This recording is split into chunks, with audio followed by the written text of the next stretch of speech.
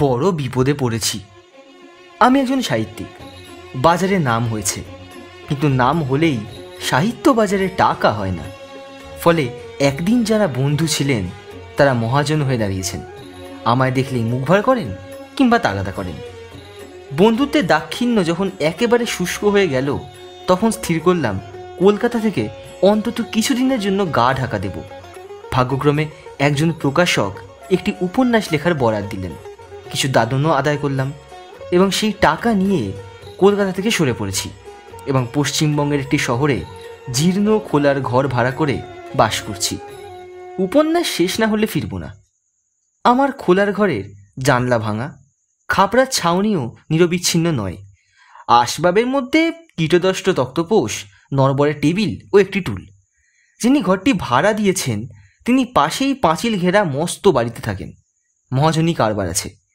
এ জগতে মহাজনী কারবার কিংবা বই প্রকাশকের ব্যবসা না করতে পারলে বেঁচে সুখ নেই। মহাজন নিকুঞ্জবাবুর চোখ দুটো বড় সন্দিগ্ধ।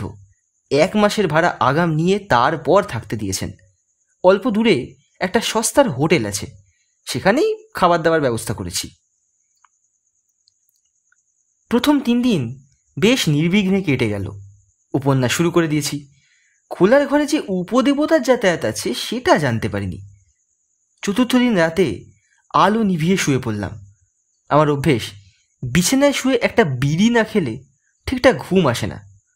দেশলাই জ্বালাতেই চোখে পড়ল কে একজন তক্তপোষের পাশে বসে আমার দিকে এক দৃষ্টে চেয়ে আছে।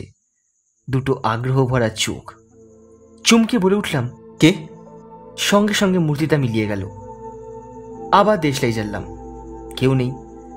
ভাবলাম ভুল দেখেছি। অনেকক্ষণ ধরে লিখলে এরকম হয়, চোখের ভ্রান্তি। বিড়ি খেয়ে ঘুমিয়ে পড়লাম। আমার স্নায়ু দুর্বল নয়, ভূতের ভয় করি না। ভূত থাকে থাক, কিন্তু তাকে ভয় করবার কোনো কারণ নেই। ভূতের চেয়ে মানুষকেই ভয়টা বেশি। পরদিন সকালে রাতের কথা আর মনেই রইল না।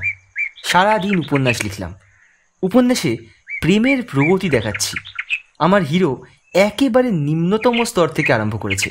একটা ম্যাথর কন্যার প্রতি অবৈধভাবে আকৃষ্ট হয়ে তাকে পৈশাচ বিবাহ করবার চেষ্টা করছে। গল্পটাও বেশ জমেছে। তারপর রাতে যথারীতি তক্তপোষে শুয়ে বিড়ি সেবনপূর্বক ঘুমোবার চেষ্টা করলাম, কিন্তু ঘুমোতে হলো না।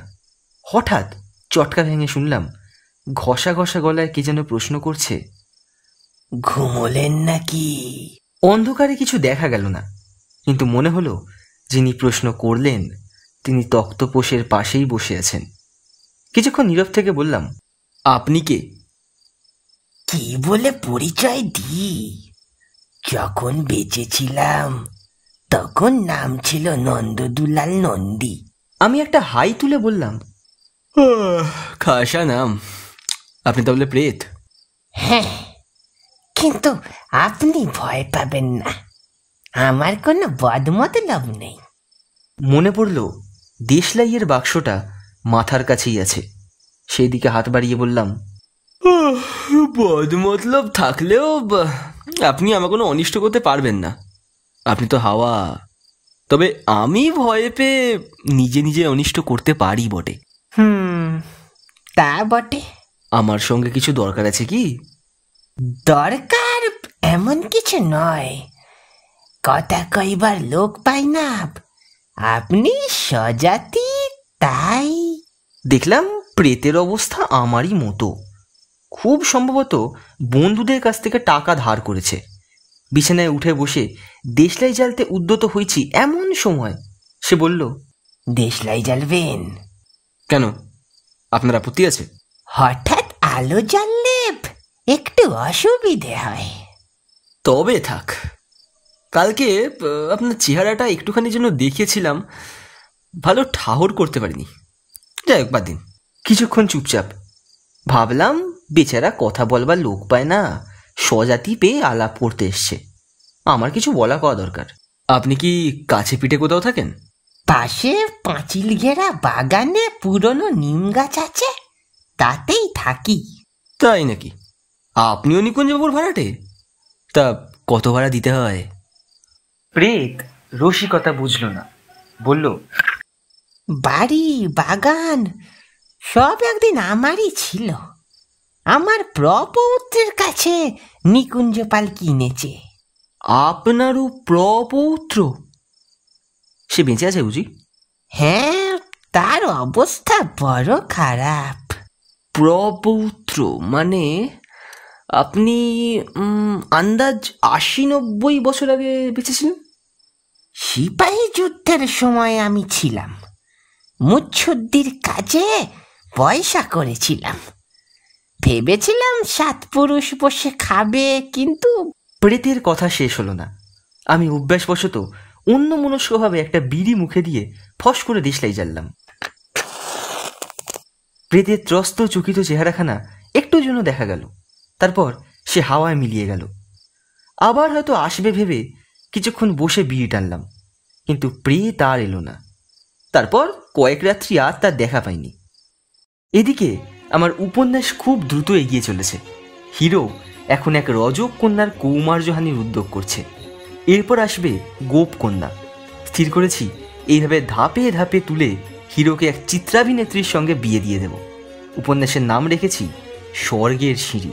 সেদিন রাতে খাওয়া দাওয়ার পর বাতি জেলে লিখতে বসেছিলাম। খুব মন লেগে গেছিল, সময়ের হিসাব ছিল না। মনোজগতে নিরঙ্কুশ ভ্রমণ করতে করতে হঠাৎ পা পিছলে আসল জগতে এলাম। দেখলাম টেবিলের অপর পারে দাঁড়িয়ে প্রেত মিটিমিটি হাসছে। আজ প্রেতকে প্রথম ভালো করে দেখলাম। সূক্ষ্মমূর্তি, তবু চেহারার মধ্যে অস্পষ্টতা কিছু নেই। গায়ে ফিতে বাঁধা মির্জাই, মেটে মেটে রং, সরু পাকানো গোঁফ, চোখ দুটি সজাগ ও প্রাণবন্ত। বয়স আন্দাজ ৫৫। নিতান্তই সেকালের বাঙালি চেহারা। কি লেখে না তো? উপন্যাস। সে কাকে বলে? আমাদের সময় তো ছিল না।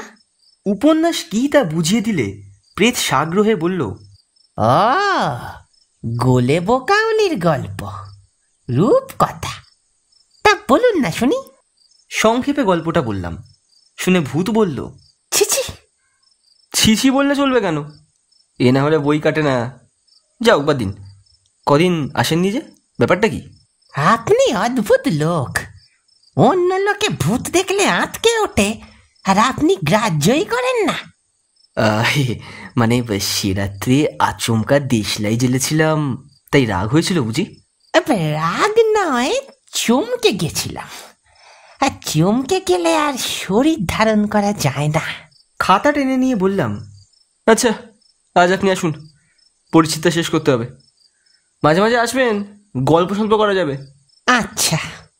তারপর প্রেত প্রায় প্রতি রাতেই আসে। কিছুক্ষণ গল্পগুজব হয়, তারপর আসুন বললেই হাওয়ায় মিলিয়ে যায়। এ আমার সাপে বর হয়েছে। এখানে এসে মানুষ প্রতিবেশীর সঙ্গে ইচ্ছে করে আলাপ পরিচয়টা করিনি। তার পরিবর্তে যেটা পেয়েছি সেটা এমন কিছু অবাঞ্ছনীয় নয়। প্রেতের সঙ্গে যতটুকু ইচ্ছে মেলামেশা করি এবং সঙ্গ পিপাসা মিটলেই তাকে চলে যেতে বলি, সেও চলে যায়। মানুষ প্রতিবেশীকে এত সহজে তাড়ানো যেত না। ঘণ্টা ধরে থাকেন তিনি সৎ প্রসঙ্গ আলোচনায়। আমার ভূতি ভালো।